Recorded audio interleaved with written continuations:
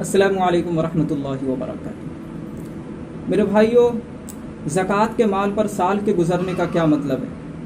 इसलिए कि इस सिलसिले में बहुत सारे लोगों को गलतफहमी हो जाती है। वो गलतफहमी क्या है? वो गलतफहमी ये है कि बाज़ लोग ये समझते हैं कि जिस साल जिस तारीख को हम साहिब निसाब हुए हैं तो उस वक्त हमारे पास जितना माल मौजूद है बिल्कुल बेआइनी ही वही माल जब अगले साल तक मौजूद रहेगा तब ज़कात वाजिब होगी, और अगर मौजूद नहीं रहा तो ज़कात वाजिब नहीं होगी। जबकि ये मतलब नहीं है साल के गुज़रने का, ये मसला है ही नहीं है। तो फिर मसला क्या है? तो असल मसला ये है कि आप जिस तारीख़ को साहिब निसाब हो रहे हैं बेआइन ही अगले साल उसी तारीख़ को ये देखेंगे कि आप साहिब निसाब हैं या नहीं। अगर अगले साल बेआइन ही उसी तारीख़ को आप साहिब निसाब हैं तो ज़कात वाजिब होगी, और अगर साहिब निसाब नहीं है तो ज़कात वाजिब नहीं होगी। ये असल मसला है, और यही मतलब है साल के गुज़रने का। इसको मिसाल से आप समझ लें। मसलन कोई शख्स है जो 5 शाबानुल मुअज़्ज़म को साहिब निसाब हुआ, कहीं से भी उसके पास माल आया, चाहे उसको सैलरी मिली हो या उसको किसी ने गिफ्ट किया हो या किसी की शादी हो गई हो और उसके पास 1 लाख रुपए का माल आ गया हो, मसलन सोने चांदी के लाइन से। तो जो भी हो वो 1 लाख रुपए का मालिक 5 शाबानुल मुअज़्ज़म को हुआ, यानी साहिब निसाब हो गया।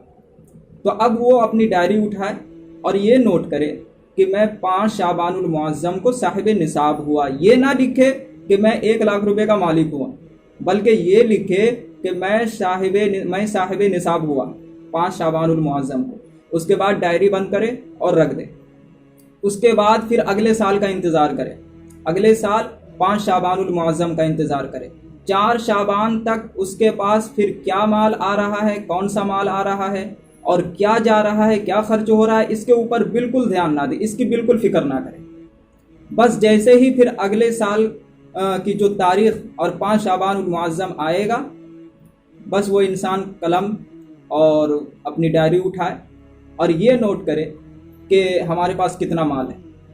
अगर उसके पास इतना माल है और वो साहिब निसाब फिर बनता है 5 शाबान को, तो फिर वो ज़कात निकालेगा, और अगर नहीं बनता है तो ज़कात नहीं निकालेगा। हिसाब किया और 5 लाख का हिसाब बैठा कि 5 लाख रुपए का वो मालिक है उस वक्त, तो फिर 5 लाख के ऊपर वो ज़कात निकालेगा। ऐसा नहीं है कि पिछले साल जब वो साहिब निसाब हुआ तो उसके पास 1 लाख रुपया था, और इस साल जब 1 साल गुजर गया तो 5 लाख रुपए हैं, तो लिहाजा 1 लाख के ऊपर ही ज़कात निकलेगी। बाकी 4 लाख चूँकि वो 5 शाबान के बाद आया है तो उसकी ज़कात नहीं निकलेगी। तो ऐसा नहीं है। साहिब निसाब हैं आप, और साहिब निसाब होने के बाद आपके पास जितना माल है एक साल गुजरने के बाद जितना भी माल है, आप उतने मालों के ऊपर ज़कात निकालें।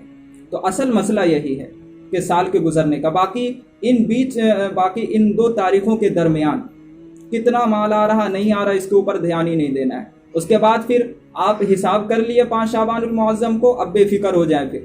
फिर अगर 6 शाबानुल मुअज़्ज़म को आपके पास कहीं से कोई माल आ जाता है तो उसके ऊपर ज़कात नहीं होगी। अब उसका हिसाब अगले शाबानुल मुअज़्ज़म को होगा, अगले तारीख़ को होगा।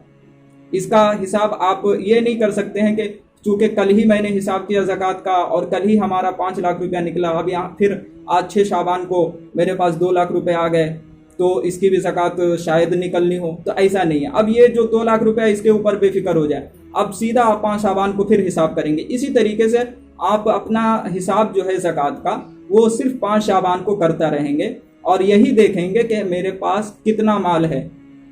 5 शाबान को जितना माल होगा, साहिब निसाब होंगे तो ज़कात निकालेंगे, और अगर साहिब निसाब नहीं होंगे तो ज़कात नहीं निकालेंगे। तो मेरे भाइयों, ये था कि ज़कात के ऊपर जो ज़कात के माल के ऊपर जो साल का गुज़रना है, ये असल मतलब है। उम्मीद है कि आप लोगों को बात समझ में आ गई होगी। अस्सलामु अलैकुम वरहमतुल्लाहि वबरकातुहू।